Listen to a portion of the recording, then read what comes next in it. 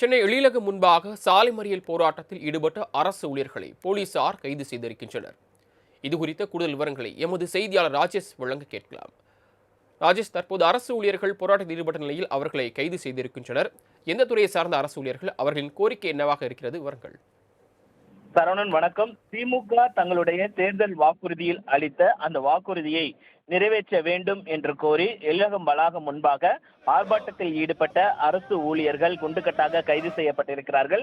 ஏற்கனவே திமுகவை பொறுத்த வரைக்குமே கடந்த 2021 தேர்தலின் போது பல்வேறு வாக்குறுதிகள் அவர்கள் அளித்திருந்தார்கள். அதாவது குறிப்பாக பழைய ஓய்வூதிய திட்டத்தை அமல்படுத்த வேண்டும், அதே போல அரசு காலி பணியிடங்களை நிரப்ப வேண்டும். ஏனென்றால் அரசு காலி பணியிடங்கள் நிரப்பப்படாமல் இருப்பதால் அரசு ஊழியர்களுக்கு மிகுந்த மன அழுத்தம் ஏற்பட்டிருக்கிறது.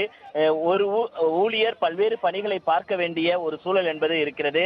அதனால் காலியாக இருக்கக்கூடிய 4 லட்சத்திற்கும் மேற்பட்ட அரசு பணியிடங்களை உடனடியாக அரசு நிரப்புவதற்கான அந்த நடவடிக்கை எடுக்க வேண்டும் உள்ளிட்ட கோரிக்கைகளை அவர்கள் வைத்திருந்தார்கள். அப்பொழுது 2021 சட்டமன்ற தேர்தலின் போது திமுக தங்களுடைய வாக்குறுதியில் அதனை அளித்திருந்தார்கள். திமுக ஆட்சிக்கு வந்தால் நிச்சயமாக பழைய ஓய்வூதிய திட்டம் அமல்படுத்தப்படும், காலி பணியிடங்கள் உடனடியாக நிரப்பப்படும் என்றெல்லாம் தேர்தல் வாக்குறுதியில் அளித்திருந்தார்கள். ஆனால் 4.5 ஆண்டு காலமாகியும் தற்பொழுது அவர்கள் அந்த வாக்குறுதியை நிறைவேற்றவில்லை என்று அரசு ஊழியர்கள் தொடர்ச்சியாக தங்களுடைய போராட்டங்களை முன்னெடுத்திருக்கிறார்கள். குறிப்பாக சாலை மறியல் போராட்டமாக இருக்கட்டும், உண்ணாவிரத போராட்டம், ஒரு நாள் அடையாள வேலைநிறுத்த போராட்டம், இப்படி பல்வேறு போராட்டங்களை அவர்கள் தொடர்ச்சியாக செய்து வருகிறார்கள்.